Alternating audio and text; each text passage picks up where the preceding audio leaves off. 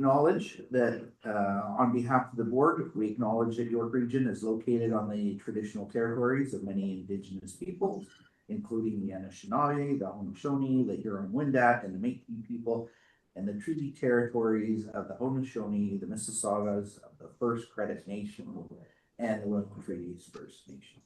Today, this area is home to many diverse Indigenous peoples, and we recognize their history, spirituality, culture, and stewardship of this land. We also acknowledge the Chippewas of Georgina Islands First Nation as our closest First Nations community. Next is disclosure of interest.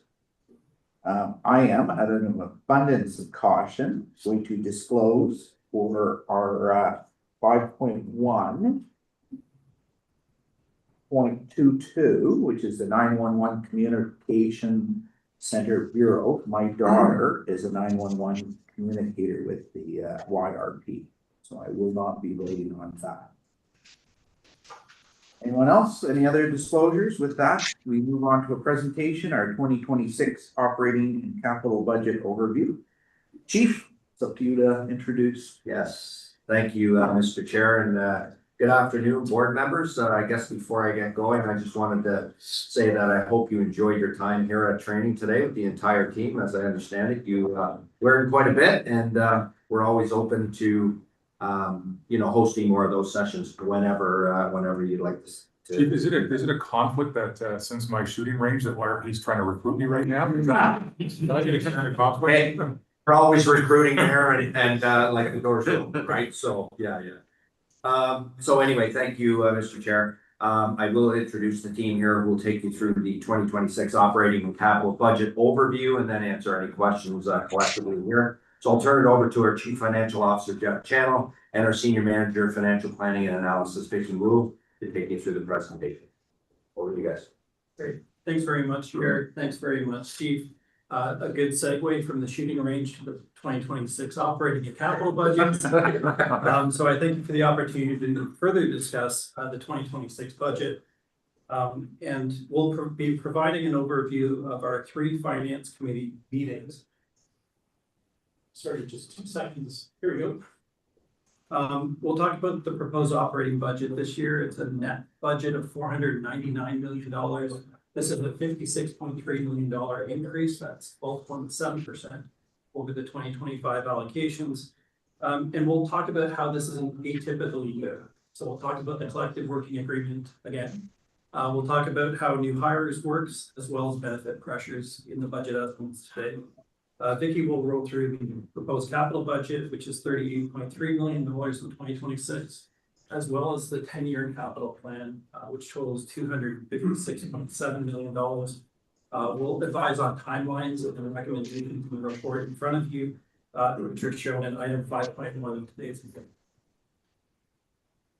So we met, as you know, 3 times for finance committee meetings, and back in March, we talked about tariff issues as well as Canada's reciprocal tariffs, and that's the potentially problematic cost for policing. But that there has been a holiday on the tariff for several months now. That holiday comes off in October, and we're actively following how that reciprocal tariff will work beyond October. We talked about 5 strategies to diversify our supply chain. So we're actively working on those strategies as we speak. In May, we talked about asset management planning. We talked about how municipalities have annual requirements. And we talked about a number of activities that we have ongoing with York Region around asset management planning. We rolled through the 10-year capital outlook at that meeting, as well as talked about issues impacting our capital, specifically fleet issues, facility issues. And finally, we talked about reserves and capital financing. You might recall that our benchmarking, we had shown 4 different comparative organizations on how reserves work across policing in Ontario. And in June, you'll recall discussions around crime trends and workloads. We're going to be revisiting projects and efficiencies in today's conversation, as well as benchmarking. And we showed you across Canada how York compares with respect to staffing and crime severity index. So today's 2026 operating budget totals $546.5 million of gross spending by removing revenues gets us to net spending. This is tax levy amounts of $499 million. And again, this is the highest in York Region Police's history for incremental tax dollars. This is $56.3 million. It's also the highest in percentage in our history, 12.7% as a one-year increase. And again, Vicky will help explain our 10-year capital plan of $256.7 million, as well as the 2026 amount shown on the slide. So how did we get to this $56.3 million that's shown on this slide? I used to call this slide the 5 budget levers, but as you can see, the explanation has grown significantly. We're having an atypical year. So the top 5 items on this list are all wages and benefits, and that totals $51.1 million. 98% of this ask is around salaries and benefits. So we have slides upcoming where I'll walk through the working agreement costs. We have slides to describe annualization, additional staff costs and reclassifications. And we have a slide on benefit rates upcoming. I'll drop down now to the operating expense row. Half of this is IT costs this year. We have inflationary costs around our facilities that we're bringing through operating expense, as well as an increase to facility chargebacks. But this is a good news story so this is a space that we're renting, leasing, I guess, from York Region. And so that has a facilities chargeback attached to it. The good news is we're not building, and I'll explain that in an upcoming slide. It's really helped us out on cost. Principal interest in reserves, this is a higher year than normal, but as you can see, there's some revenue attached to that, which is the item right below it. So again, a strong year on revenues offsetting costs and principal and operating expenses. So we've been talking quite a bit about the collective working agreement impacts. This slide shows the $23.1 million increase. And this is due to the August ratification where our contract was brought in line with GTA peers. We do have some cost certainty with a 5-year term, and it's front-end loaded. So you can see from the chart, 6.81% was the initial wage increase in 2025, followed by annual increases. And as stated at the time of the ratification, the contract supports recruitment and retention and wellness. The chart on, here we go. That chart shows the 2026 contract totaling $83.1 million, and it's comprised of 2 pieces. The 2025 estimates were exceeded during the contract ratification, and we need a true up to bring those costs through the 2026 budget. This true up costs about $8 million. Combining that with the 2026 costs, you stack that to get the $23 million shown on the slide. Wage impact hires is another major cost this year, and it follows a cash flow treatment. So gapping refers to our treatment. We don't bring everybody in on January 1st. Gapping refers to the portion of the year that we do hire staff. But that requires annualization. Annualization is paying for all 12 months of a year, as well as then officers reclassified as they work and progress through the uniform salary grid. So the way that this works for 2026 hires is we're bringing $4.9 million through the 2026 plan for new hires, but we need last year's reclassifications because we hired 154 members last year. So there's the reclassification. So there's annualization of last year's hires and reclassifications from prior years. You can see the spike in 2027, and I'll explain it in a moment. But first, we'll look at what have we already hired in prior years. So you've got to stack that on top. So this would, if you look at the 2026 column, it totals $16.8 million. Now I'm going to add 2027 and outlook staffing. So you can see the shape of how wage impacts for new hires works. We have 2 high years here in 2026, totaling 16.8. We're projecting out a high year in 2027 that totals $22 million before it stabilizes. The shape stabilizes at about $13 million a year in outlook 2028 through 2030. Benefit rate increases is another main driver at $11.3 million. And this chart here is showing So how this works is the Office of the Budget and YRP work collaboratively every year to talk about how benefit rates should be shaped. And York Region uses historical average. So the chart is showing you the prior year averages between 2021 and 2025. And the overages means that the draws from these reserves have exceeded contributions for several years.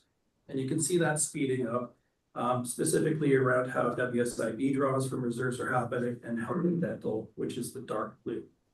So the recommendation in 2026 is, again, it's a true up year, and we're adding $11.3 million to the operating budget for these pressures. And again, you can see the weighting that is weighted more heavily towards WSIB. And again, all of this is trailing historical averages around benefit rates.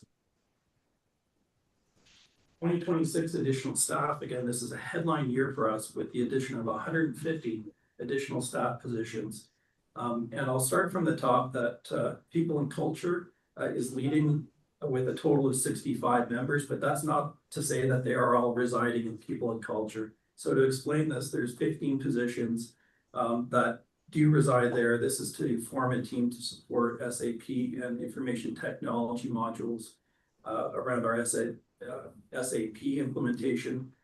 There are additional staff positions to support the growth of the organization in areas like business partnerships, compensation, and reintegration.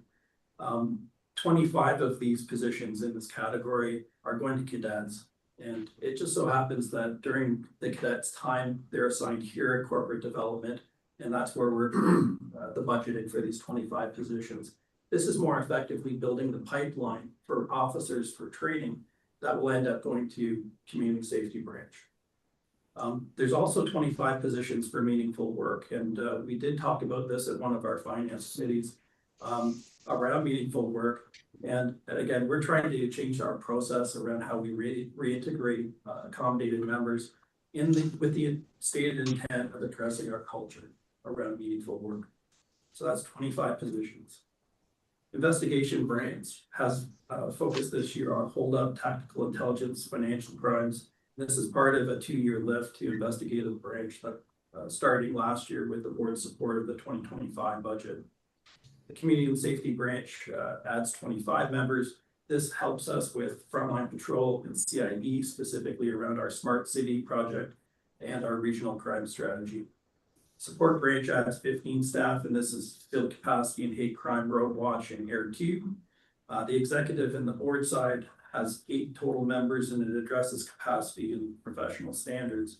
Finally, corporate support, my area, adds 7 members, and this adds positions to finance, fleet, and facilities. Further information on additional staff is shown in the budget report attachment 1 and private attachment 1. This is the impact after the 2026 adds. So you're building a police service that now totals 2,795 total members. You can see the sworn there of 1,949. That's 70% of the total, and that's right on the Ontario benchmark. In Ontario, just for your information, the Ontario benchmark is 69.5% sworn across Ontario. When you're looking at the breakdown, the pie chart, when you add up the community safety branch, which is at your 10 o'clock, go kitty corner that, add 19% for the support branch.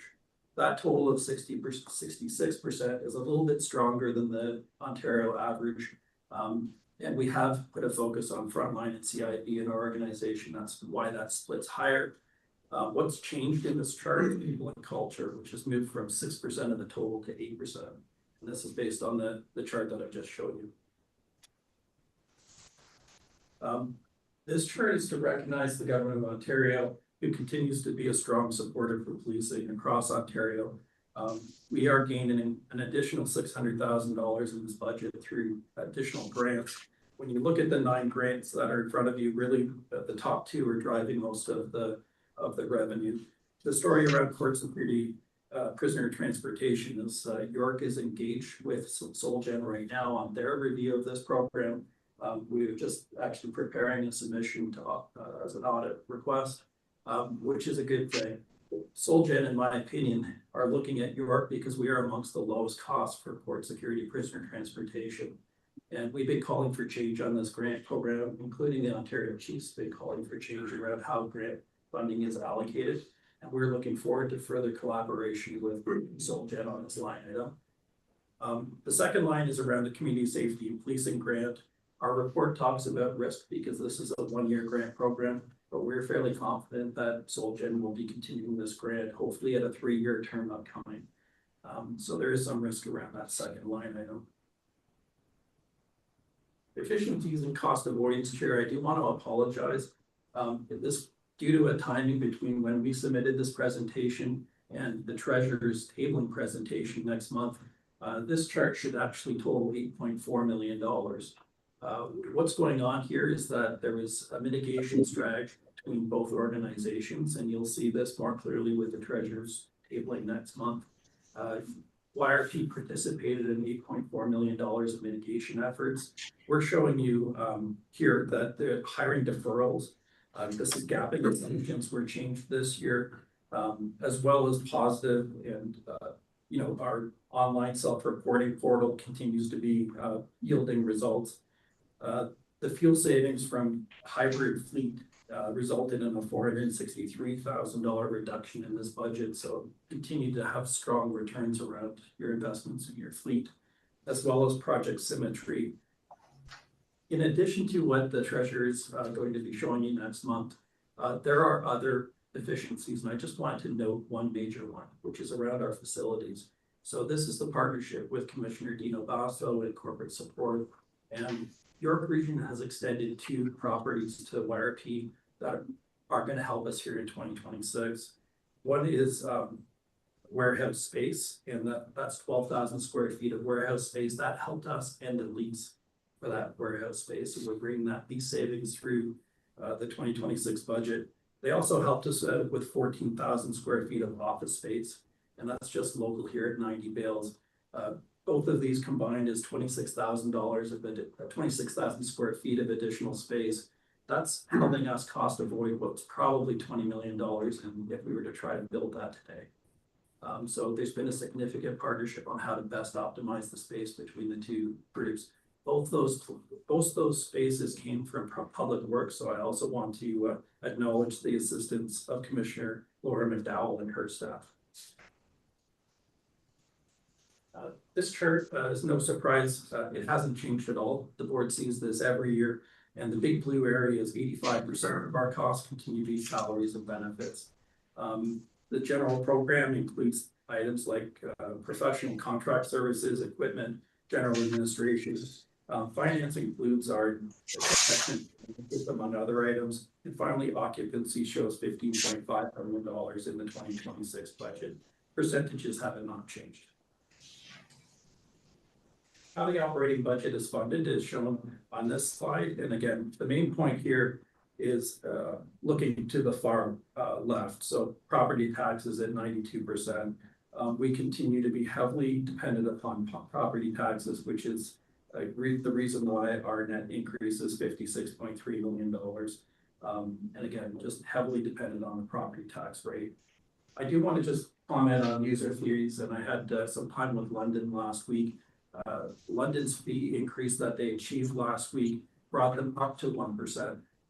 So you can see that we're very different with 3% of, we have close to $16 million in user fees that we collect here. We're very fortunate with the high demand for things like records and background checks that we enjoy here. So our funding is actually a little bit modestly better than some other jurisdictions. So before I turn it over to Vicki, I'll just want to kick off the 2026 capital budget.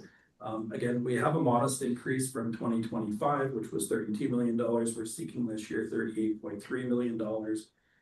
This represents 1.8% of the region's capital plan.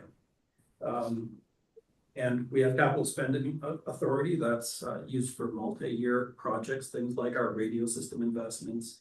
Our vehicles need to be pre-ordered the year prior, so that has capital spend authority attached to it. And finally, our 10-year capital is $256 million, with just under half of that for growth projects at $104 million. The residual is replacement of assets, which is $153 million. With that, Vicky, over to the 2026 capital details. All right, thank you, Jeff.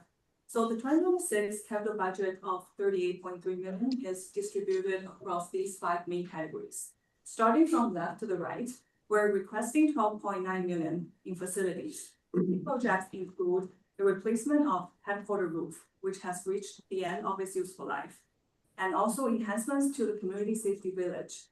Although this initiative was not successful in the community safety policing grant application, York Regional Police will carry forward within our own budgets.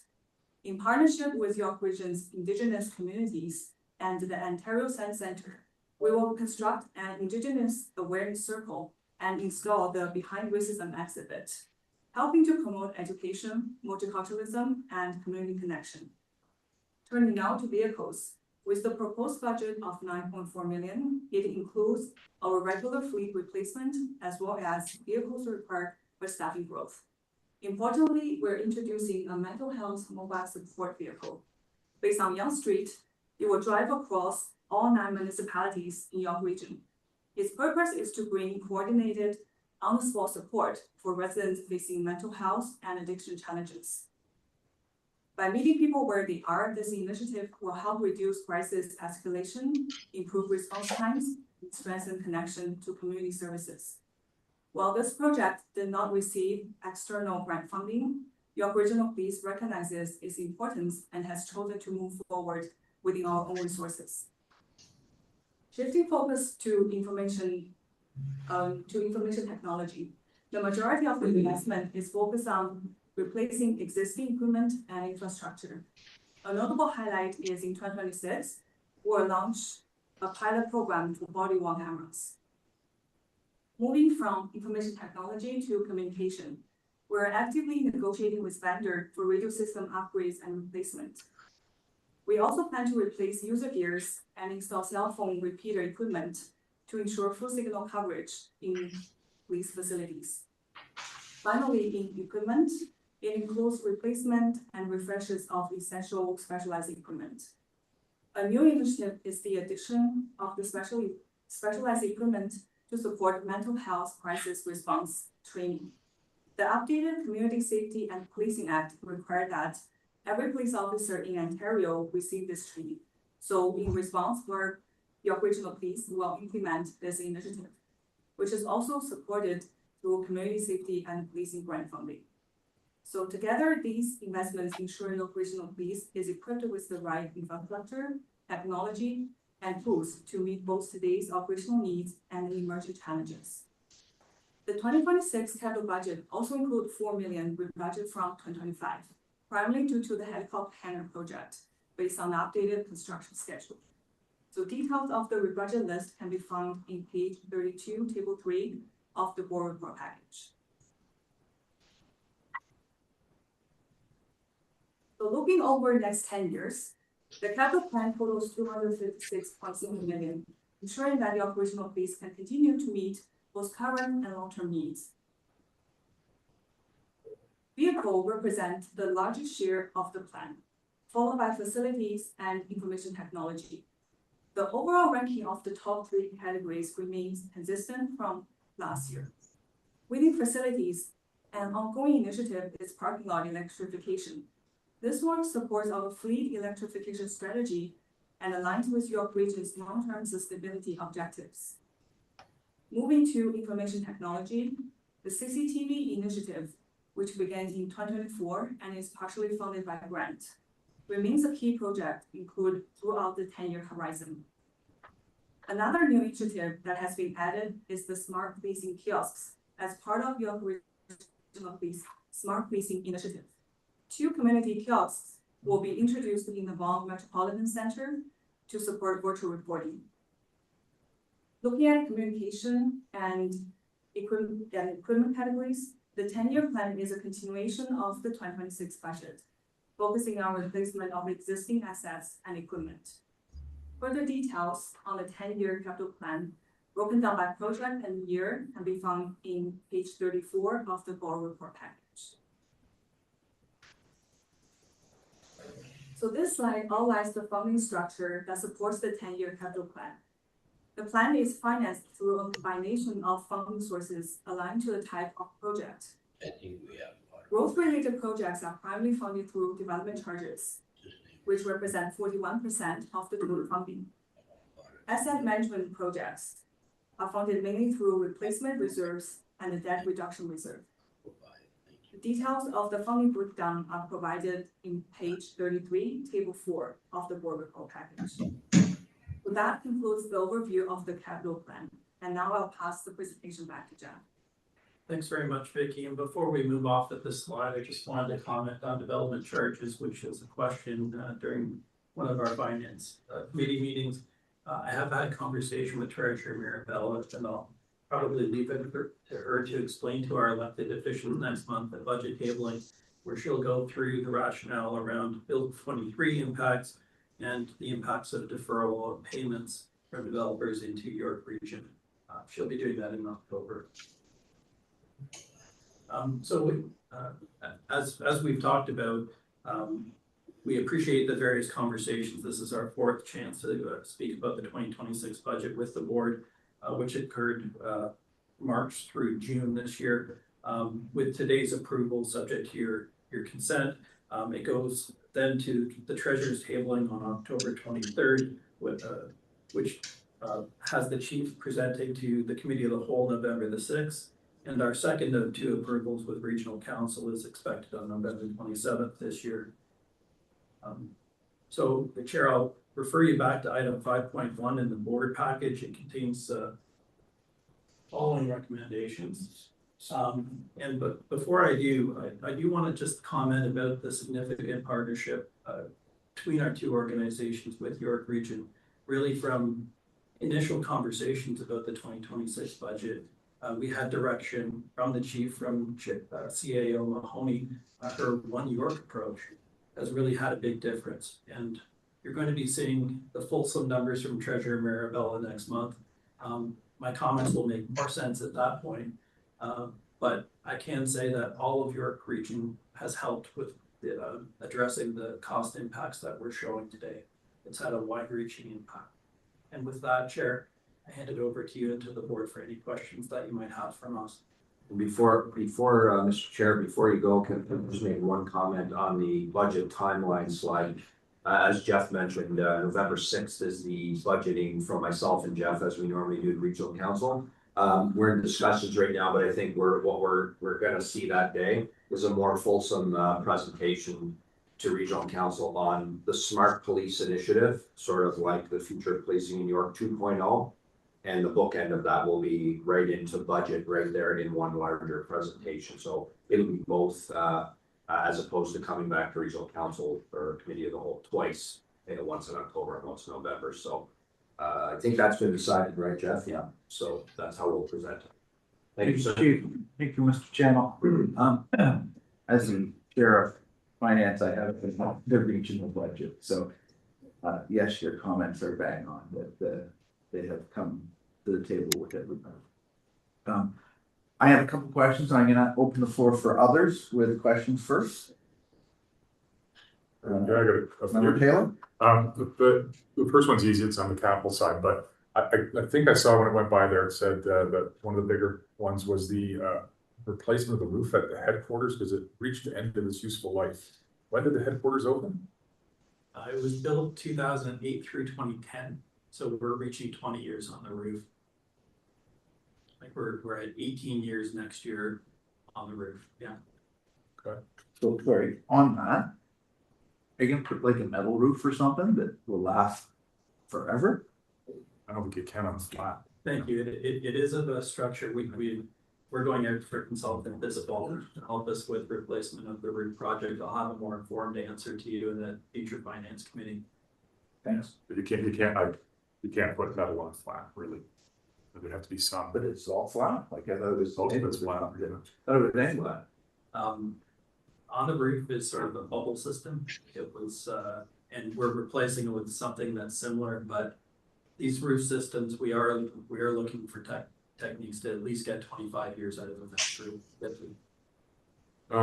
So my other questions are around you provide a projection through 2029 on salary increases, but we don't have, and I would think given the percentage of costs that are staffing, we'd be able to provide a multi-year outlook like the region does for the projected percentage increase of the overall budget. Yep.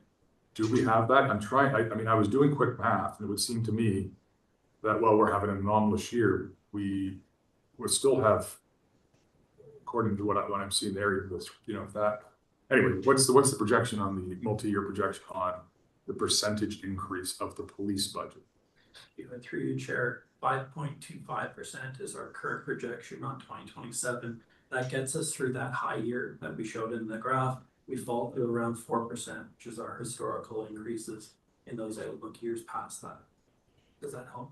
Yeah, that's, I mean, that's part of what you want to know. If you're gonna have an anomalous year, you want to know, okay, where are we landing? I mean, 4% given that so much is wages, and that's probably about as good as you could do. It will always be a pressure at the region, but at least that's a reasonable pressure. I mean, too many years like this would be pretty hard to manage. The other question I have, and I'm sure others are going to ask, I'm sure it's going to be asked at the region, so we might as well ask it and hear it now. And I know we've touched on this before, but some of the members of regional council were quite adamant that we invest, and I think all of regional council supported investing significantly in growing the force to meet the sort of the challenging times we're living in. You gave an explanation. I just, being frank, I didn't fully get it, or it wasn't fully compelling. But when you look at this, and I'm looking at the additional staff breakdown by numbers, it looks like a significant number of the hires are. And I know you said in the people and culture branch, 25 are still cadets, and it's a pipeline for cadets, but I would assume they'll get replaced as well, which means you're still growing that department by 65 people, I would think. And when I look at the way you describe people and culture, and then I add the support branch onto it, which has some similar overlap kind of positions, it would seem like a very large number. Somebody's going to say, why aren't we putting more into policing? How could we do this and all of a sudden end up with a majority in support and admin? Right. So, which is, I think, a very big question. yeah, for sure. And we actually talked about this. I flagged that as well, because when I saw 65 in people and culture, I said, hold on here for a minute. What are we doing here? The reality is they're just parked there as FTEs. The reality is they are frontline resources. So the 25 cadets are always going to be there. They will continue to pass through there. But as soon as they're trained, they're in frontline. And the difference is we always captured them in the front line before, but they weren't deployable. So it was just, it really simply is where they're parked for budgeting purposes. So when you think of, okay, 150 people, the meaningful work group as well, which was another 25 captured in people and culture, 17 of those people in meaningful work are actually doing frontline positions in investigations, at the district, supporting CIB offices. So when you total all of the resources that are contributing to operations, if you want to call it that, include all the support branch, include those two groups of 17 and 25 cadets, plus the 25 that are going to community support or community safety. And I think we're somewhere around 125 to 130 people that are actually doing frontline policing operations, even though what we see in community safety is 25, right? And those are new growth positions to the front line, but all of those other ones I talked about actually are going to the front line. But just to, and maybe it's because I'm misunderstanding it, but to challenge that a little bit, if you're, and I kind of said it on my intro, but if you're adding 25 cadet FTEs to people and culture, and they're not deployable, that means for a year or two, they're in people and culture. And then I think I heard you say, and then each year that will rotate through. That means in essence, you're still growing people and culture by 25, even if they're only there for 2 years. Yeah, they're not there for 2 years. They're go ahead, Jeff. Did you want to add something here? I'm sorry, Chief, I didn't mean to. But through you, Chair, cadet trainings is here at corporate, within the people and culture branch for about 4 to 5 months before they transition out of training into 4th class and they're deployable to a district. So all of those 25 are future officers. So they're only there for like 6 months, and they're only called people in culture because they're in training. That's it. Oh, that's a much simpler, better answer to be honest. Yeah. I will ensure that this is more clear in front of council. Then thank you for the feedback. The other bit, and then I think she did say it very well around the 25 for meaningful work. The majority of that split is officers, and this is returning from accommodations. Where's meaningful work? I'm sorry. Yeah, it's also within people and culture. Yeah, okay. Right at the bottom under cadets and training. Meaningful work, okay. Yeah, and the meaningful work initiative, we had talked about this at finance committee, but the idea is effectively to build a process to help with accommodations. And by building a process, that should help with the culture around people coming in and out of the organization around accommodations. So the majority of that is uniform officers. I believe it's 19 of the 25 are uniform officers. And they're uniform officers, but they're. This is WSIB guys. Right. They would have restrictions that wouldn't allow us to deploy them out to the front line, but they can still do frontline type of work. So as an example, we have many officers that still have great investigative capacity. They just can't be deployed with a firearm on the street. So we would move them into a criminal investigation office, right? So they can actually do investigative type work, supporting the other investigators that may be deployed out onto the street. So they're still doing the work, they're still contributing to the higher level investigations, they're just not out on the street. So are these 25 meaningful work FTEs though? Are they new and if they are they, how were they categorized prior to this? Yeah, so we have a significant number of members on accommodation, various types of accommodations. The idea previously was we will absorb them. We will absorb them into our overall counts. However, I'll describe this as it does create some friction as to where they go and for how long they go there. By building 25 positions, we're trying to establish an extra. So to an OIC, to an officer in charge, there's a bonus person that you can get for a limited amount of time while they're transitioning into the workplace.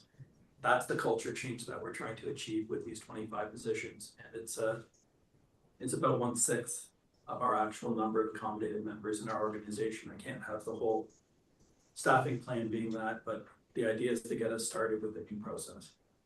Well, I guess then I'd say unless you have absolutely no option, I know you're saying like the 25 cadets that are in training weren't deployable.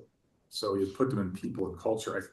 I just think it's if they're just training and they're out on the street, so to speak, 6 months later, I would think they'd be more and this is where I don't get it, but I would keep the community safety branch. It doesn't, if that's what they are, it just makes it look like, and even after that, I will say and I'm raising this because I want to stand by all this when we get to council, and I need to understand, and they're going to raise, some of them are going to raise it, I guarantee it. Even if the 25 are taken out, between support branch and what's left in people and culture, it's still a very large number of new hires that the people at the council table are saying, let's invest in, the streets, let's get, something going on. So can you just move the cadet? All it is just move the cadet over. Absolutely, Chair. They can still come in here and do everything. And I think, Stick 'em in. yeah, for sure. And I think actually, without doing the addition right now, but I think when you take out all of the people that are still deployable doing operational activities from the people and culture branch, we're only talking about 15 growth positions in there, correct, Jeff? Or somewhere around there. So 65 becomes 15 in people and culture.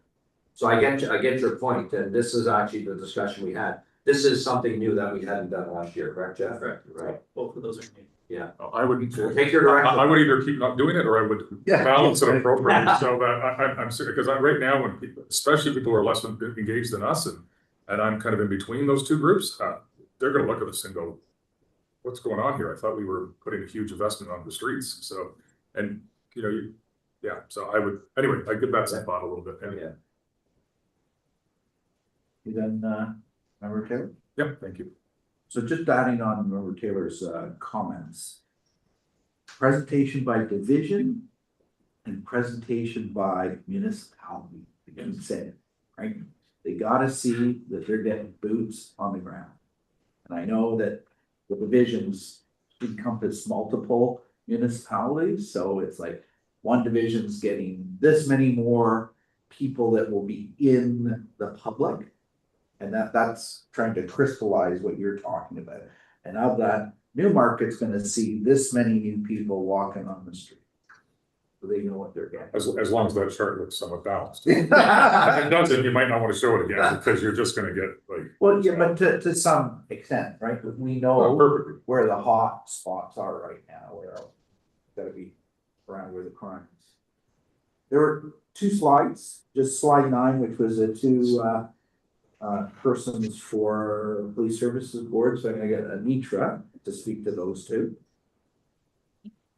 There you go. Through you, Chair. So those two persons, if you look in the allocations in 5.2, right, they're actually split into what's called a temporary staffing or resourcing. So for now, I'd spoken to the CFO about this treatment. And as we had discussed in 2024 around how we set the board's budget and understand how much work the board will have to absorb through the CSPA and reallocating what is non-policing work but governance work into this office, we would hold those two positions for a period of 5 years, starting from now till 2030, just to understand again how much work the board is expected to do, bringing in temporary resources as a buy to resource us to bring us up to compliance with the CSBA. In some cases, it'll accommodate us bringing in a student to assist us with, again, temporary work like we discussed in the board's operations allocations to help us with nomenclature for the board's records retention compliance, as an example. So those two are not permanent ads, they're just representative of us being able to temporary resource, whether in the form of a human or through assessment, another format. Excellent, thank you. Slide 16, Mr. Channel, was regarding the body worn cameras. You don't have to go back, but just, is that a full deployment? We're working through the details of this right now. We have funding in 2026 and 2027, which we think will get us to full deployment by 2027. So Vicky's comments as a pilot project will get well past the pilot project in 2026. Perfect. Other questions? Through the chair, one question I was just wondering about, and maybe you've covered this previously. I was just wondering about how the historical accuracy has looked like, and it's certainly around sort of, as you said, an atypical year like this year. How has that looked in the past? Because I know we've seen through some of the previous financial committee meetings what our spending is at this quarter to next quarter, et cetera. How that looks. I saw it on some of the other supplementary tables as well. Next week at next week's board meeting, you'll see a quarterly update describing our deficit call this year. It's a significant deficit. In the history of York Regional Police, there's only been a couple of years where there has been a deficit. This year in 2025, there's a large one. This is primarily due to the bargaining settlements. There has been conversations in setting 2025 and 2026 budget where we've had dialogue with York Region around this. I'll give you a preview of how this works. York Region holds reserves for unusual expense or revenue matters. So they have a stabilization reserve. We don't believe it's going to be needed this year. So if York Regional Police runs a deficit, if York Region runs a surplus, they merge the two for financial reporting purposes. And the projection is net, there's going to be a surplus. If there wasn't, that's when the reserves come in, and there's a significant reserve at York Region because municipalities are not allowed to run a deficit. So there's a significant buffer available if it's needed. We don't believe it's going to be needed corporately. Does that help? Great, thank you. Good. Member Purchell. I want to make sure I'm not misunderstanding this. Part of the revenue stream is development. Yes. Both the federal government and the provincial government is talking about changes to development fees, to the point that if they are either deferred, reduced, or in some cases even suspended, how does that affect this budget presentation on a go-forward basis? Are we ready to absorb what is going to be, one way or another, a decrease in development costs as revenue? Thank you, Member Purchell, through you, Chair. David Cohen is the acting director of Treasury at York Region. His group with Bonnie Tam has had a significant effort around this question all summer long. This is Treasurer Mirabella's staff, and I'll defer to the treasurer for the comprehensive answer which she plans to brief the political group on in October. But the deferral basically means the next few years, revenues are below projections. But once you catch up, the region continues to grow. So even though there are deferral, you end up getting that eventually. And our conversations around how that impacts YRP's growth plan is that we can afford what we proposed here over 10 years. If that changes, I'll be the first to let you know, Member Burchell. Thank you. So I think it's important to point out that it only impacts the capital budget, not the operating budget, and I think up there, the capital budget referred to DC is around 12%. So if there was a hit, even of half of DC reduction, which would be highly unlikely, you're talking about 6% of the capital budget only, not the operating or tax supported. So yeah, I would think it's extremely manageable. Not desirable. Excellent. Thank you. Member Carlucci? Yes, sorry, my question is, I listened and I went through the increase to inflation, increase to cost, the increase of adding police. What I don't see here, the increase of York Region population and the population on location where the high density, for instance, an acre, 5 acres of land, we can have 6,000 people versus in 5 acres of land, you can have only maybe 5 times 30 houses, you know.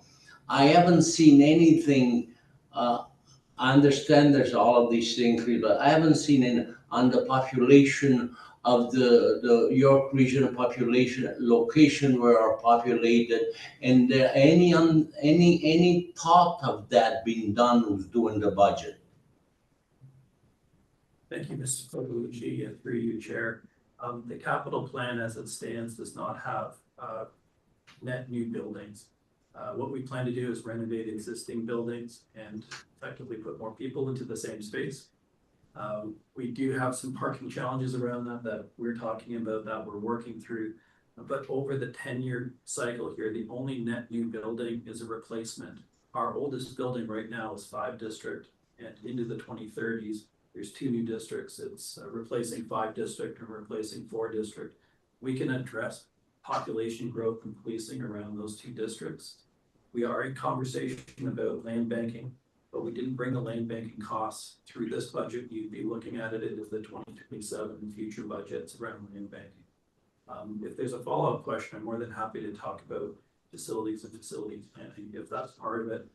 If the question is more around how does population impact the operating budget, Treasurer Mirabella does receive through NPAC assessments the growth, and that growth usually runs over 1%. Maybe it's it's just over 1%. And it's up to the treasurer to allocate that. That's all done corporately. Everything that we've shown you excludes any assessment growth impact. And the assessment growth impact is allocated corporately through the treasurer's process. That's also impacted by population. If there's a follow-up, I'm more than happy to answer that. No, Yeah. Sorry. Thank you. Mario, you still have questions? Yes, I just thank you for that, but I think I would like to see more details on all of those things, because I believe myself personally, I mean, that is an important factor of what is happening in the budget. So some of this, I think through your presentation, because you'll have a more fulsome presentation in terms of the stats and everything. You do your comparators on where York and all those things are. So he's asking about population in that as well. And growth, correct, Mario? Yes, correct, very correct. We have to base our cost, police cost, based on the population we have, and where are they located? Is it in the middle of a farm field that to reach our police office takes an hour to drive there? Or is it a city of Vaughan or a city of Markham or the city, Richmond Hill or Newmarket, where a police station is 2 minutes away? Sure. Yeah. if you're okay with it, we'll develop slides like that for our committee of the whole presentation to address Mr. Cordelucci's comment. I think it's an excellent one. I think we can build a few ideas off of that, subject to your feedback. Excellent. Thank you. Last question, so just, you mentioned the police services board, 2 positions, but there's a report on that, so we will discuss that more after, or are you trying to? Yeah, that's in closed session here too. Okay, Yes, sorry, Mr. Chair, does that come, the attachment one is to this agenda? Is that the one you're referring? Comes in the private session, you both attachments are. Okay, thank you. All done? All good? Everybody? Thank you. Okay.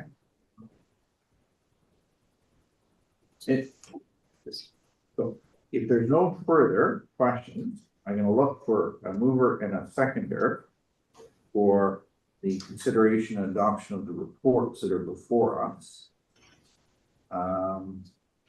Which is 5.1, the operating capital budget, and the recommendation, you got them right there in front of you. And I will not be, I'm gonna call it separately, so I don't have to deal with one, I'll call them one separately and do 2, 3, and 4, 5. So, I get member Odenstein to move item 1. Are we in? Do I need a second? Yes. I did. Member Taylor? sure, but are you sure you don't want to separate? I'm not gonna vote on, I'm not gonna vote We're on. not gonna vote on the entire budget. No, on 1, or, sorry, yes, I you're think we correct. should do 1, Just 2. 1 and 2, there, 1, 2, So you're voting on 1, 1, not 1, 2. correct. Yes, that sounds. Sounds. I'd like the chair to be voting on the budget. That's why they separated it that way. So this is, sorry, on, you're just pulling out, or we're doing 1, 1. And I will be voting on that section. So all in favor? Okay. I can't see Mario's, so watch for him. Now I'll ask again, member Bodenstein and member Taylor on 1, 2, and I will abstain from that. All in favor? That carries, thank you. And then the remainder of the recommendations 2 through 5, again, member Bodenstein, member Taylor, all in favor? That carries. Thank you, Jeff. Thank you, baby, well done. 5.2, the proposed estimate for the board's governance budget. Questions on the recommendations before us?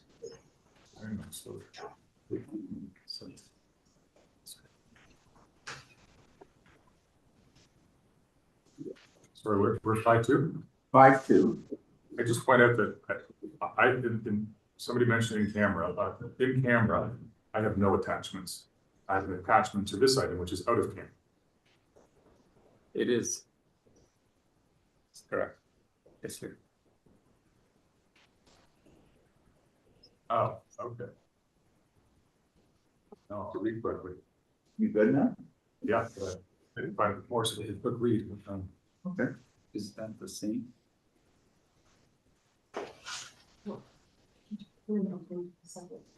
I decided. Is that the same one? No?